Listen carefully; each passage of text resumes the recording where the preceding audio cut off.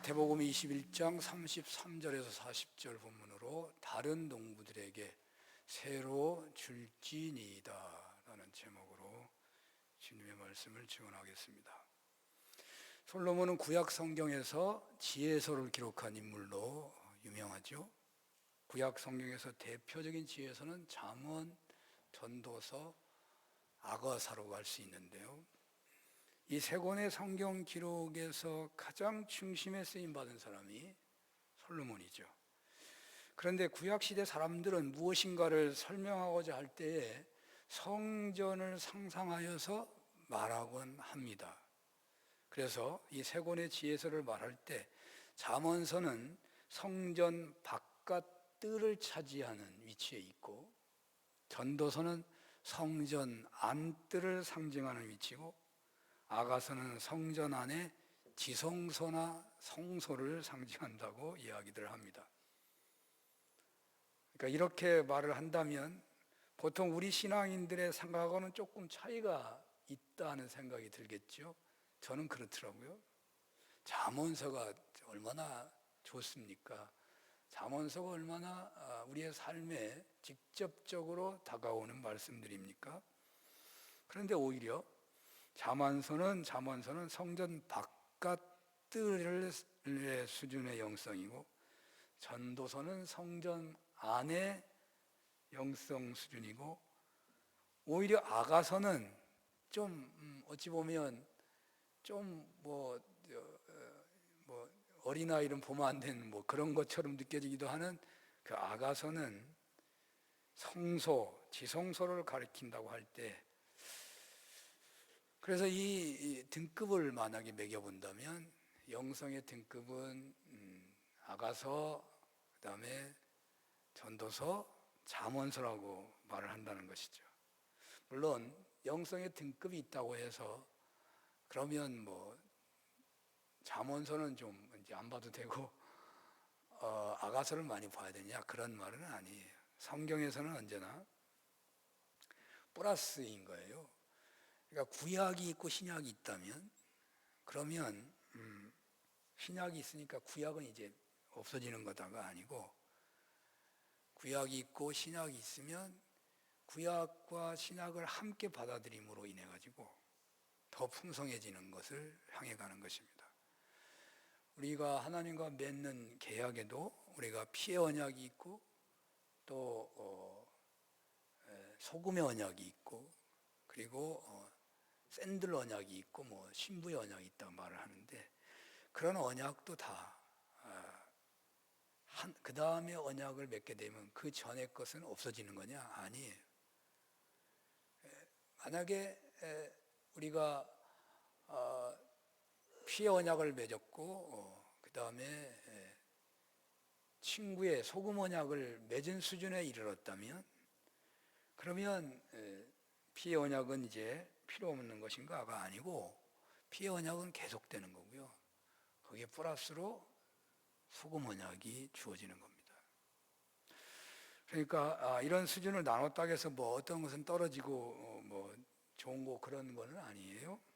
자, 이걸 또 다른 차원으로 설명해 본다면, 잠언서는 보통 세상에서 통할 수 있는, 세상 사람들하고 통용하기 쉬운 그런 지혜의 수준이고, 그래서 이 지혜서에서는 지혜자를 지혜를 의인화시켜가지고 말하는 식의 선포가 자주 등장하죠. 그래서 잠언서의 지혜는 한마디로 한다면 하나님의 말씀이다 이렇게 하고, 그래서 잠언서의 영성은 하나님의 말씀 안에서 하나님과 교제하고 소통하는 차원의 영성이다. 보통 우리들이 생각하는 영성이죠. 말씀 앞에서 하나님을 만나고 하나님의 뜻을 깨닫고 하나님의 명령을 듣고 이런 거잖아요. 그런데 성전 안을 가리키는, 성전 안뜰을 가리키는 전도서의 차원의 지혜는 사실 겉으로 간단하게 이렇게 본다면 헛되고 헛되다라는 말이 주를 이루고 있어서 자칫 허무주의나 무슨 비관주의 경향으로 오해받을 만한 내용이기도 한데, 그것이 아니라 잠언서의 지혜보다 더 높은 영성을 말한다고 한다면 그것은 왜 그런 것인가? 잠언서의 지혜에는요, 외적인 것이 상당히 약간 있을 수 있다는 거예요. 예적인 것이. 그러나 전도서의 지혜는 그 지혜에 누구도 예외 없이 다 해당되는 지혜일 수 있다는 말이죠. 가령 잠언서에서 부지런하면 성공한다, 게으른 것은 죄에 속한다, 좀 더 자자, 좀 더 졸자 하면 가난에 처하게 된다고 말을 하죠. 그러나 부지런한 말 하면 부자가 다 되나요? 잠을 쪼개가지고 그냥 안 자면서 열심히 수고하기만 하면 다 부자가 되는 것인가요? 그렇게 했는데도 가난해질 수 있잖아요. 예외가 있다는 말이에요. 의롭게 살아도 악한 자들보다 더 고난에 처하는 경우도 있을 수 있다는 말이에요. 그래서 그런데 전도서는 해 아래서 사람이 겪는 것, 누리는 것, 의로운 자이든 악한 자이든 죽음 앞에서 모두가 다 똑같다는 거예요. 의로운 자나 부자나 죄인이나 악한 자나 죽음 앞에서 똑같다. 그 말에 거부할 사람이 누가 있어요? 다 죽는다는데, 죽는다는 거 다 지나고 만다는 말이에요. 바로 이 헛되다는 말에는 세상에 어떤 사람도 이의를 달기가 어렵습니다. 전도서가 말하는 헛되다는 말에 반기를 들기가 어렵습니다. 그리고 또 하나님을 경외하는 것, 그래서 하나님 안에서 하나님의 명령을 지키는 것만이 모든 인간들의 본분이다. 이것은 어느 누구도 의인이든 악이든 해당될 수 있는 말씀이라는 것이죠. 그렇습니다. 지난주 시차례가 있었는데요. 시차례에서 나중에 목사님들 만나서 뭐 이런 얘기 저런 얘기 했었는데 어떤 한 분이 저에게 마음에 남는 얘기를 하더라고요. 그것은 아무리 유명한 목회자라고 하더라도 대단한 부흥이라는 결과물을 얻었다고 해도 세상에서 대통령이 되고 대단한 역량을 드러냈다고 하더라도 어떤 경우에도 결과물 자체가 축복인 것은 절대로 아니구나. 진정 변하지 않는 축복과 행복은 하나님 자체, 그리스도 자체라고 자신은 확신한다고 이제는 그런 말을 하더라고요.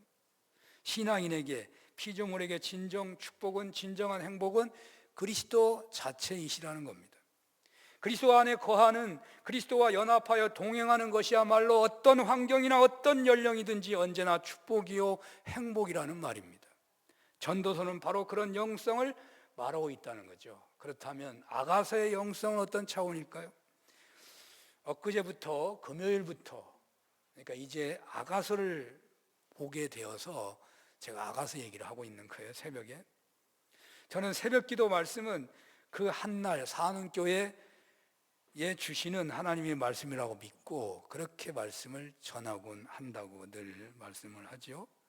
얼마 전 장례식이 있었는데 장례식에는 장례식의 말을 골라 놓아 있는 그런 그 장례 예식서라는 게 있습니다. 그럼 그걸 골라가지고 장례식에 가는 경우가 많잖아요. 저도 그렇게 합니다만은 상당히 많은 경우 저는 그날 새벽 기도 말씀을 가지고 갑니다. 그래서 잠언서 31장이 장례식의 말씀이 된 것이죠. 그날 새벽에 보았기 때문이죠. 물론 이렇게 하는 것이 언제나 무조건 옳다는 것도 위험할 수 있어요. 하지만 그런 은혜가 있기를 기도하고 조심스럽게 그 주어진 말씀을 저는 증언하곤 합니다.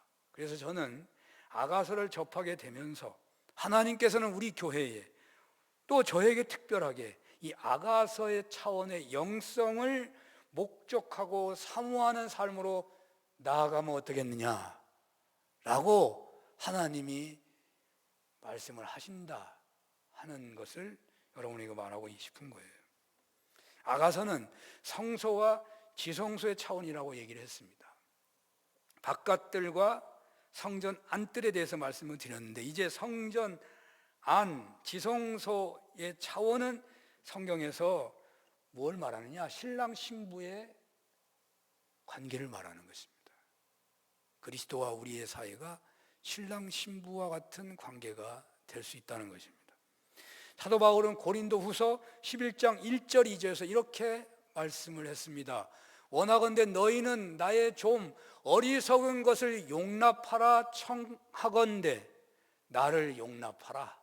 나는 하나님의 열심으로 너희를 위하여 열심을 내노니 내가 너희를 정결한 처녀로 한 남편인 그리스도께 드리려고 중매함이로다.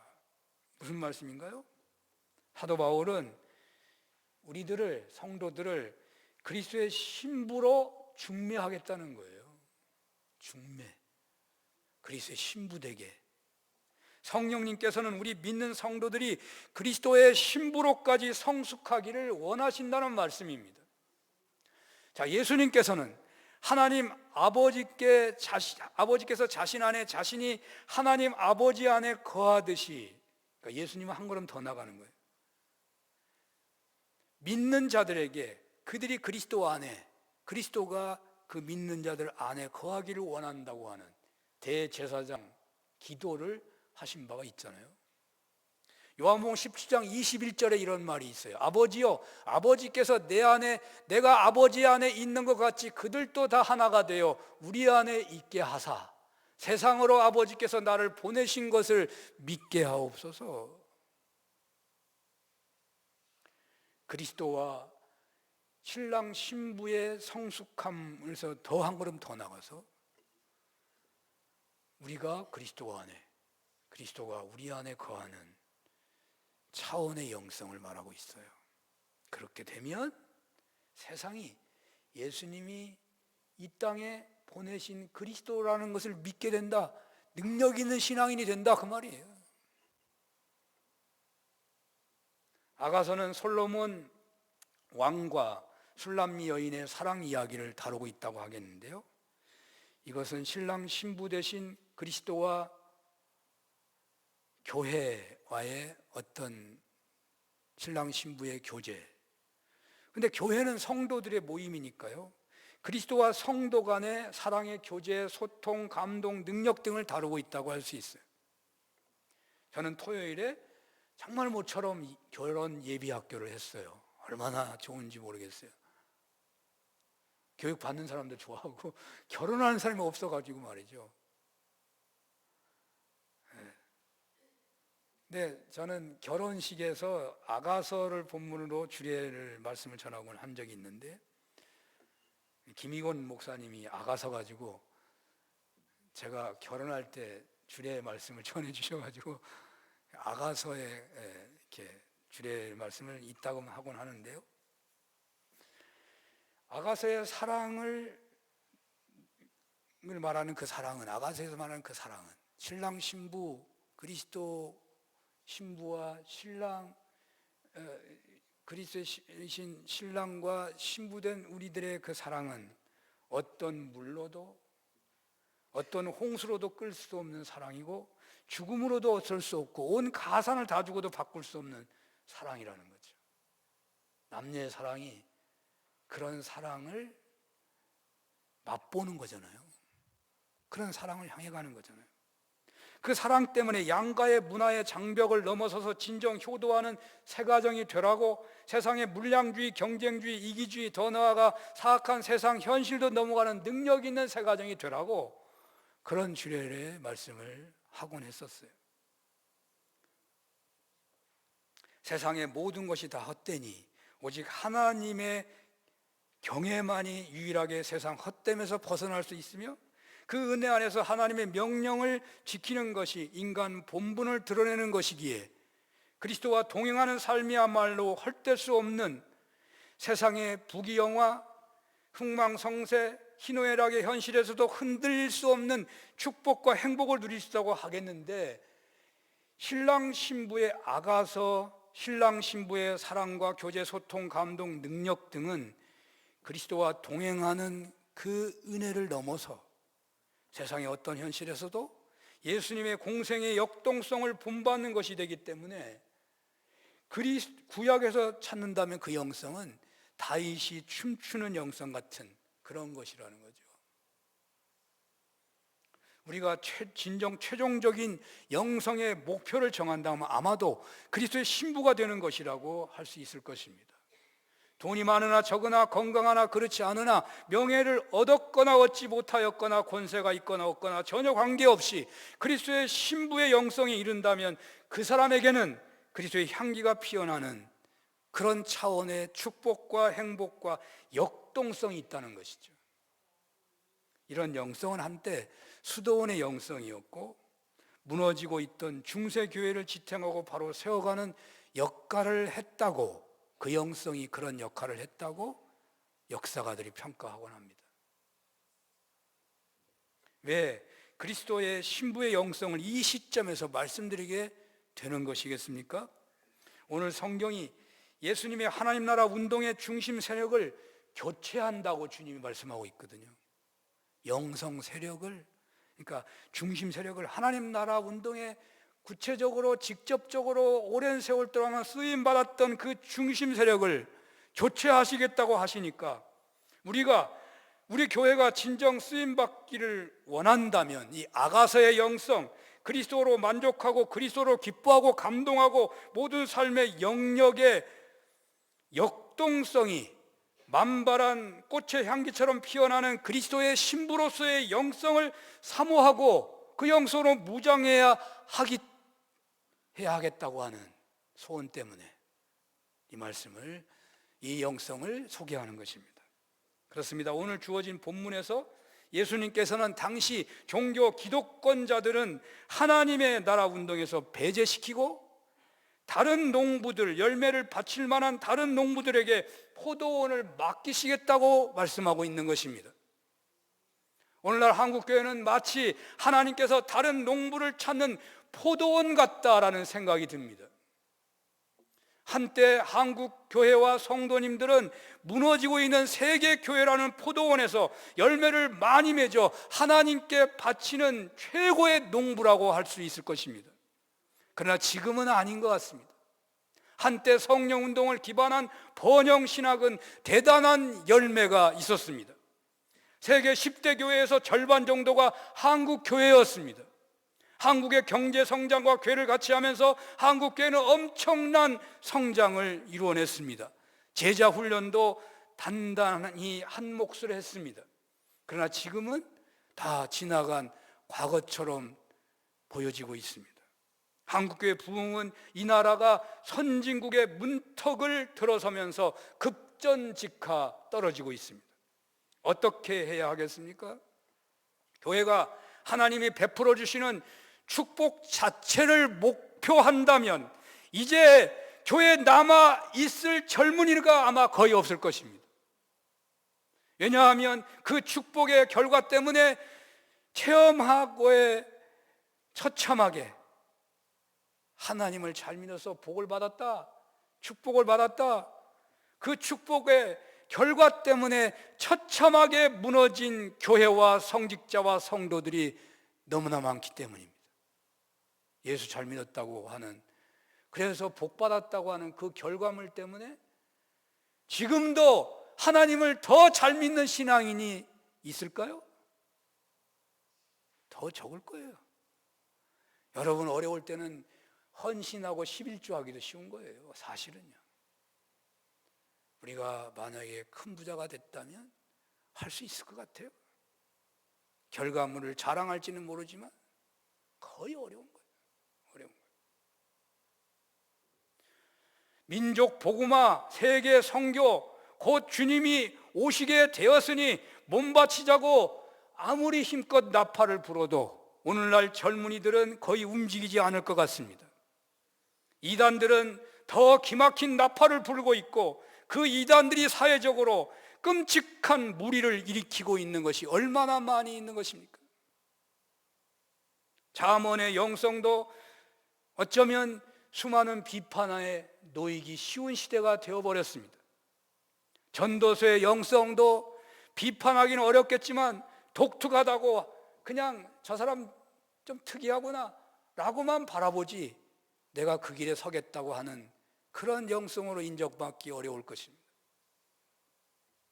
전도서, 그러나 그리스도의 신부이고 우리가 신부가 되는 영성은, 그래서 다윗이 춤추듯이 신앙생활을 만약 한다면 물질과 세상 축복과 관계없이 그 에너지 철철 넘치는 신앙 생활을 할 수 있다면 그 사람은요, 젊은이들을 끌어들이지 않겠습니까? 이런 영성이 사람 교회, 무너져가는 교회를 이끌어가는 영성이 되지 않겠습니까? 이런 은혜를 사모하면서 오늘 본문을 바라봤으면 좋겠습니다. 오늘 성경에는 농부들을 바꿔치기 하신다는 비유의 말씀이라고 할 수 있습니다. 누가 배제되고 누가 선택이 되는 것이겠습니까? 30절에서 40절 한번 다 같이 한번 읽어볼까요? 시작. 다른 한 비유를 들으라. 한 집 주인이 포도원을 만들어 산 울타리로 두르고 거기에 즙자는 틀을 만들고 망대를 짓고 농부들에게 새로 주고 타국에 갔더니 열매 거둘 때가 가까움에 그 열매를 받으려고 자기 종들을 농부들에게 보내니 농부들이 종들을 잡아 하나는 심히 때리고 하나는 죽이고 하나는 돌로 쳤거늘 다시 다른 종들을 처음보다 많이 보내니 그들에게도 그렇게 하였는지라. 후에 자기 아들을 보내며 이르되 그들이 내 아들은 존대하리라 하였더니 농부들이 그 아들을 보고 서로 말하되 이는 상속자니 다 죽이고 그의 유산을 차지하자 하고 이에 잡아 포도원 밖에 내쫓아 죽였느니라. 그러면 포도원 주인이 올 때에 그 농부들을 어떻게 하겠느냐? 한 집 주인이 포도원을 만들었다고요? 근데 이분이 굉장히 훌륭한 주인이죠. 매우 능력 있는 주인이에요. 그래서 이 주인은요, 그냥 포도원 만들어 놓고 그냥 사람 불러서 일시키고 간 것이 아니고, 그냥 포도원이 아니고 포도원이 클 거 아니에요. 여러분 만약에 뭐 어디 시골에 땅을 사가지고 집을 짓는다 하면 땅이 만약에 1000평이다 그러면 1000평을 다 둘레칩니까? 그 1000평 치는 사람은 거의 없을 거예요. 자기 집만 이렇게 100평이나 쳐놓지 그거 다 둘레치려면 돈이 얼마나 들어가는데 그 감당이 안 되지. 그런데 여기 포도원 주인은 그 포도원 둘레를 다 쳤대요. 대단한 열심이죠. 울타리로 두르고, 그리고 뭐 요즘에는 웬만한 부자가 돼가지고 뭐 농사 거두는 그 기구들이 다 있죠. 이 포도원 주인은 즙을 짜는 즙틀을, 즙 짜는 구유를 파고 다 준비를 해놨다는 거예요. 농사 지을 수 있는 모든 기구를 다 준비해 놓은 거예요. 그거로만 끝난 게 아니라 망대를 세워가지고 도둑놈 못 오게, 요즘 같으면 CCTV 다 이렇게 깔아 놓은 거예요. 농부는요, 일하기가 너무너무 쉬워요. 일 잘못해가지고 도둑 맞았다고 욕먹을 이유도 없고요. 뭐 수확을 못 거둘 만한 무슨 문제가 있는 게 하나도 없어요. 일을 해가지고 얼마나 많이 풍성한 열매를 거둘 수 있는 모든 조건을 만들어 놨어요. 그리고 주인 간섭하지도 않고 멀리 가버렸어요. 이 일만 하면 돼. 얼마나 좋아요. 수확이 많이 생겼을 거예요. 그런데 수확이 많아서 그런가 봐. 뭘 달래러 왔더니 그 세를 받으러 왔는데 돌로 치고 심히 때리고 죽였다는 거예요. 그래서 종을 더 많이 보내. 주인이 얼마나 좋은 분인지, 무슨 문제가 있었나, 이 종이 그들하고 말을 잘못했나, 이제 혼자 보내가 않고 여러 명을 보내. 잘못이 없도록. 그랬는데도 불구하고 똑같이 처음과 같이 죽였다는 거예요. 때리고 돌로 치기도 하고. 그러니까 이제는 당장 와서 그냥 말바꾸고로 다 밟아버릴 만도 한데, 이 주인이 너무너무 좋은 분이라 내가 한 번만 더 참자. 내가 내 아들을 보내면 그들이 똑같이 하지 않을 거야. 그 아들을 보냈대. 아들을 기대하고 계셨어요. 근데요, 아들이니까 공경할 걸로 알았는데 이번에는 아들이 상속자라고 생각해가지고 그 유업을 차지하고자 모의하고서 포도원 밖에 내쫓아서 죽여버렸다는 거예요. 이렇게 하면 포도원 주인이 올 때 농부들을 어떻게 하겠느냐고 예수님이 묻고 계시는 것입니다. 이에 그들은 이 악한 자를 진멸하고 포도원은 제때의 실과를 바칠 만한 다른 농부들에게 새로 줄지니이다라고 답을 하고 있습니다. 결론적으로 주님께서는 너희들은 대제사장들과 장로들, 기득권 세력들, 바로 너희들은 포도원을 처음 맡은 자들이었는데 그들이 내가 보낸 종들을 때리고 돌로 치고 죽이고 하여 특히 아들을 모유하여 포도원 밖에 내어 쫓아 죽이기까지 했으니 나는 이제 다른 농부들에게 이 포도원을 맡길 것이라고 말씀하십니다. 하나님의 나라를 너희는 빼앗기고 다른 농부들에게 줄 것이다. 이것이 오늘 우리에게 주시는 말씀이 되고 있다는 말입니다. 다른 농부에게 새로 줄지니라. 이것은 예수님의 청중들이 대답한 말이었어요. 이들이 한 대답이기는 하지만 이것은 주님이 그들에게 하신 말씀이에요. 주님께서는 중요한 말씀을 주실 때는 스스로 대답하게 하는 방식으로 말씀을 전하곤 해요. 왜? 그들이 순종하기를 원하기 때문에. 스스로 말하고 말 안 지키는 놈은 더 나쁜 놈들이잖아요. 스스로 말을 했다면 지킬 가능성이 더 크잖아요. 스스로 말하게 해서 지키게 하는 이 주님의 이 섬세한 이 방식이 얼마나 놀라운지 몰라요. 나단 선지자가 다윗에게 얘기할 때도 이런 비슷한 방식을 쓴 거죠. 다윗이 밧세바를 범한 죄를 지었잖아요. 그의 남편을 전쟁터에서 죽게까지 해버렸잖아요. 완전 범죄, 끔찍한 죄악을 나단이 고발할 때 다윗이 입술에서 그 범죄자를 죽여야 한다고 다윗이 말하게 해버려요. 그러니까 나단이 네가 그 사람이야 해버린 거죠. 이렇게 예언한 것처럼 여기 예수님께서도 스스로 대답하게 해서 순종하게 하고 있는 것입니다. 현명한 어머니는 자녀에게 매를 들 때 자녀로 하여금 잘못에 대해서 분명하게 깨닫게 하고 그 스스로 매를 맞게 할 것입니다.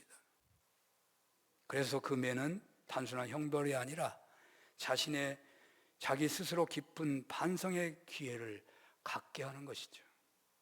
주님은 이와 같이 하고 계십니다. 순종하기를 원해서 이렇게 책망하시는 것이죠. 그렇습니다. 주님의 말씀은 언제든지 듣는 사람들로 하여금 순종해서 복을 받기를 원해서 그 마음이 너무너무 간절해서 이렇게 말씀하시는 거죠. 다른 농부들에게 새를 줄지니이다. 이 말씀은 그렇다면 오늘날 우리에게 무슨 말씀이 되겠습니까? 주석가는요, 한결같이 처음 농부는 유대인들이라고 말합니다. 그리고 다른 농부들은 그리스도 교회라고 말합니다. 그러므로 이 말씀은 하나님이 사용하셨던 역사의 주체들이라고 하더라도 그네들이 순종하지 않으면 그때까지 사용했던 주체라도 주님은 바꾸실 수 있다는 것입니다.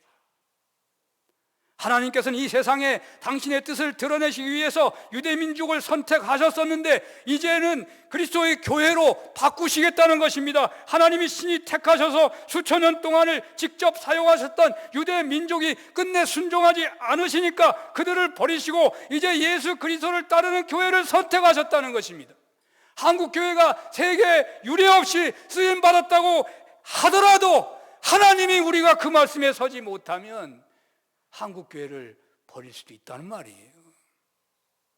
어떤 사람은 우리나라는 절대 망하지 않는다고, 우리나라는 반드시 잘 될 것이라고 말을 하지만 말이죠. 여러분, 유대인을 하나님이 버렸다니까요. 우리는 교회 역사 안에서 이 말씀의 사건이 수도 없이 나타나는 것을 알 수가 있습니다. 처음은 유대교가 역사의 복판에 있었습니다. 예수 그리스도를 배척했던 그들은 외면당했고 그리스도교가 역사의 중심에 섭니다. 그 초대 예루살렘 교회는 아주 경직화되면서 중심 무대에서 사라졌고 세계 선교의 앞장선 안디옥 교회가 역사 중심 무대에 서는 것이죠. 그 중심은 로마 교회에서 꽃을 피우게 되었고, 그러나 로마 교회는 암흑기를 맞이하게 돼서 종교개혁의 세력에게 그 주도권이 쓰임받음이 넘어가게 되고 그 부흥의 열기는 영국으로, 미국으로, 한국으로 그렇게 흘러왔다고 볼 수 있지 않겠습니까? 이렇게 하나님이 사용하시는 역사의 주체는 바뀔 수 있습니다. 본문에 의하면 하나님은 역사의 주체를 어떤 기준으로 바꾸시는 것이겠습니까? 순종하지 않는 세력들을 물리치십니다. 실과를 바치지 않은 자를 내쳤습니다. 유대인들을 선택을 받았지만 순종하지 않고 열매를 맺지 못해서 결국 역사의 무대에서 멀어졌어요. 얼마나 하나님이 조건을 좋게 해줬습니까? 얼마나 하나님이 많이 참으셨습니까? 그들은 얼마든지 하나님을 영광 돌릴 만한 모든 조건을 다 해줬는데도 불구하고 하나님의 말씀에서 떠나버렸어요. 역사에서 멀어진 거예요. 이렇게 역사의 흐름은 큰 줄기만 있는 것이 아니고 작은 줄기도 같은 방식으로 흘러가는 것입니다. 제가 95년도에 미국 열대 교회 10개 교회를 돌아봤는데요, 그 미국 교회 흐름을 봤더니 70년대 히피들의 문화를 받아들인 교회가 쓰임받더라고요. 히피들 사람 취급을 안 했어요, 사람들이. 근데 히피들을 받아들인 교회를 통해서 그 미국 교회가 부흥하기 시작하더라고요. 그러다가 나중에 또 뭐 문화 선교를 앞장세운 뭐 크리스탈 교회, 그 다음에는 또 뭐 비냐드 교회, 세들백 교회, 윌로우 크릭 교회, 지금은 내가 잘 모르겠는데요. 이렇게 소그룹 중심의 교회들이 또 안 믿는 사람을 선교하려고 목적하는 그 교회들이 쓰임받은 시대가 있었어요. 지금은 아니라고 하더라고요. 한국 교회도 그렇습니다.